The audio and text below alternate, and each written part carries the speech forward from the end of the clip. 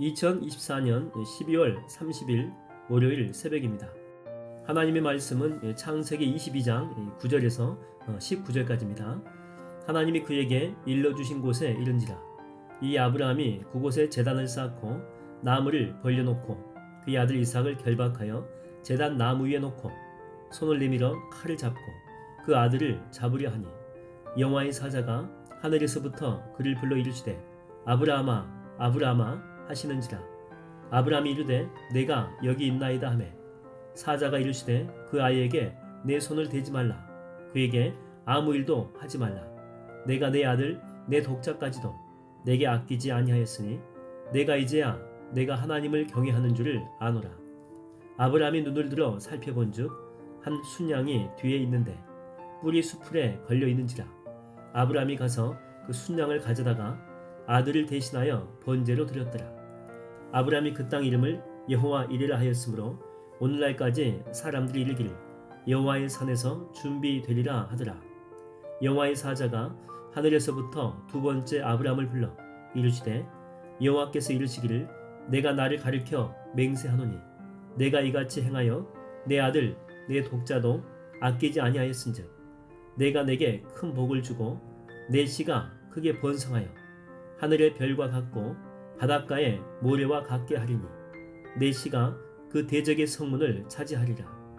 또 내 씨로 말미암아 천하 만민이 복을 받으리니 이는 내가 나의 말을 준행하였음이니라 하셨다 하니라.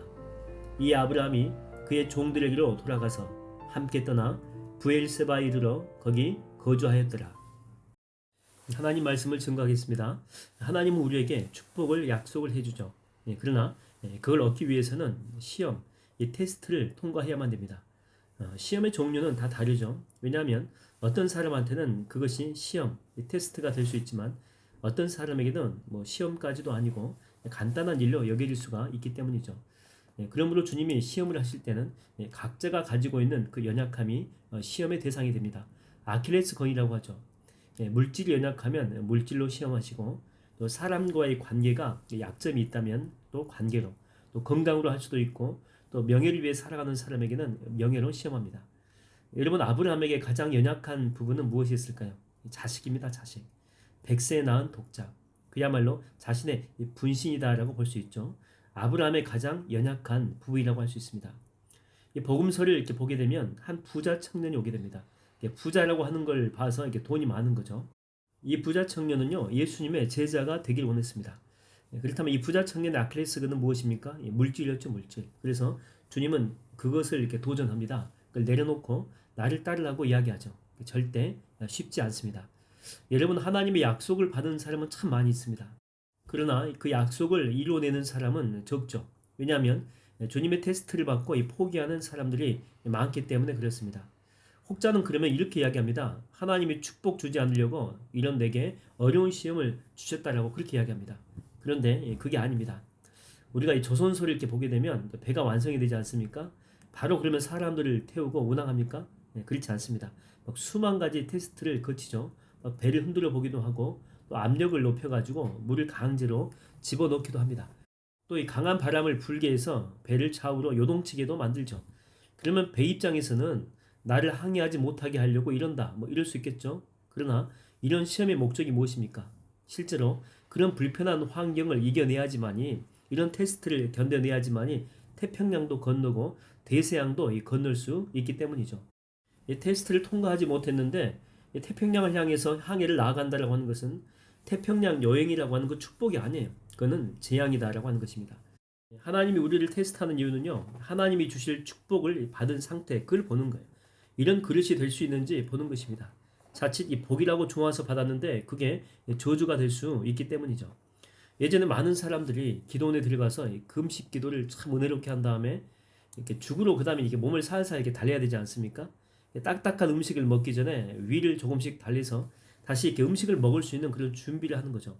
그런 과정이 없이 통닭 사 먹고 피자 먹고 뷔페집에 가가지고 배가 터질 정도로 이렇게 먹게 되면 입에서는요 달고 좋을지 모르겠습니다. 그러나 소화력 자체가 지금 없지 않습니까? 그래서 심하면 죽을 수도 있었다고 하는 거죠. 건강한 사람들에게야 그런 음식이 복일지 몰라요. 축복일지 모르겠죠. 그러나 이 금식한 사람에게는 그게 이 저주가 될 수 있다라고 하는 것입니다. 그래서 이렇게 지혜로운 자의 기도는요, 이 다음에 순서를 따르면 참 좋습니다. 첫 번째, 어떤 기도를 하면 좋냐? 주님, 내 그릇을 키워 주옵소서. 마음의 그릇을, 또 생각의 그릇을 키워주시고 주님의 은혜를 받기에 합당한 자로 준비시켜 달라고 하는 거죠. 첫 번째는 그런 그릇을 키워달라는 기도를 하는 거고, 두 번째는 그 그릇에 맞는 복으로 채워 주옵소서. 더하지도 말고 내가 감당할 수 있는 수준으로만 은혜를 내려 주옵소서. 이게 순서가 중요하죠. 첫 번째는 이 그릇의 확장, 그릇을 키워달라는 것. 두 번째는 그 그릇만큼 채워달라고 하는 것이죠. 그 다음에 세 번째는 그러면 나한테 더 큰 복을 주기 위해서 그릇을 또 크게 확장시켜 줄 수가 있잖아요. 훈련과 연단이 필요하다면 그것을 능히 감당할 수 있는 힘과 능력과 지혜를 허락해 달라라고 하는 것입니다. 다시 말씀드립니다. 첫 번째는 그릇을 확장시켜 달라고 하는 것이죠. 그래서 주의 축복을 받기에 합당한 자가 되게 해달라고. 두 번째는 그 확장된 그릇만큼 하나님의 은혜를 채워달라고 기도하는 것입니다. 세 번째는 더 큰 은혜를 주님께서 내게 주기를 원하신다면 그릇이 확장돼야 되기 때문에 더 강도 높은 훈련과 연단이 필요하겠죠. 그렇다면 그걸 능히 감당할 수 있는 힘과 능력과 지혜를 허락해 달라고 하는 것입니다. 여러분이 하나님이 우리에게 주시는 것은요, 뭐 지금 현재 내 눈에 좋아 보이든 그렇지 않든 지내놓고 보게 되면 결국에는 우리를 위한 축복의 선물이죠. 가장 좋은 걸 주기를 원하신다고 하는 것입니다. 그래서 지금 당장은 이해가 되지 않더라도 그래도 끝까지 하나님을 향한 그 믿음을 절대 잊지 마십시오. 때가 되면 언젠가는 반드시 우리가 주님을 향해서 주님 감사합니다. 주님 고맙습니다. 이런 이유 때문이군요. 라는 그런 고백을 할 날이 오게 된다라고 하는 것이죠. 그래서 오늘도 이런 믿음으로 살아가는 주님의 신실한 종이 다 되기를 주의 이름으로 축원드립니다.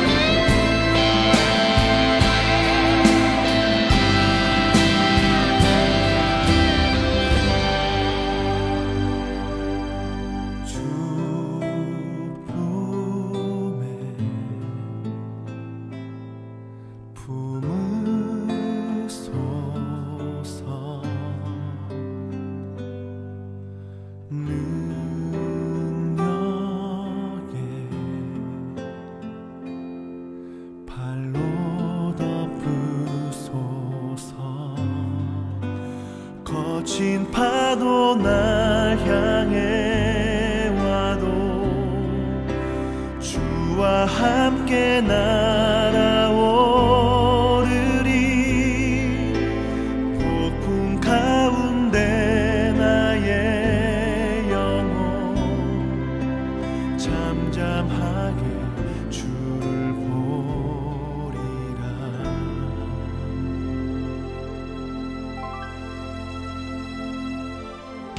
주님 안에 나 거하리.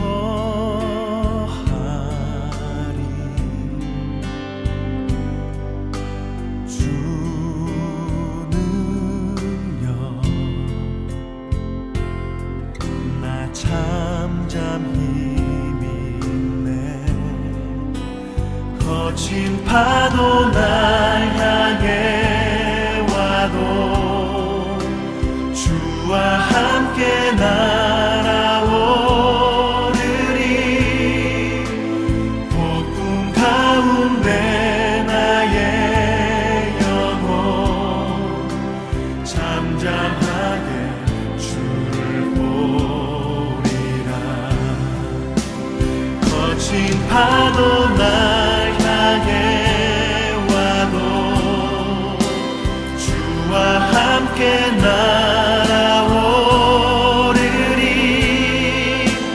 폭풍 가운데 나의 영혼 잠잠하게 주를 보리라.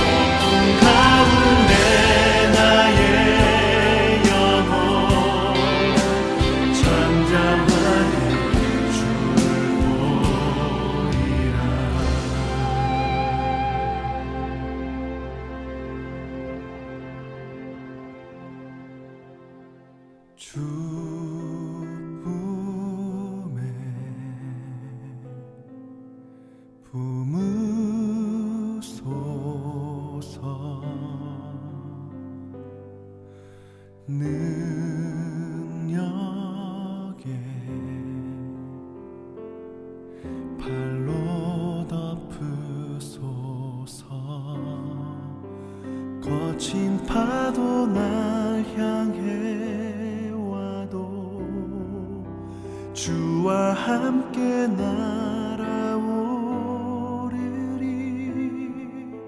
폭풍 가운데 나의 영혼 잠잠하게 주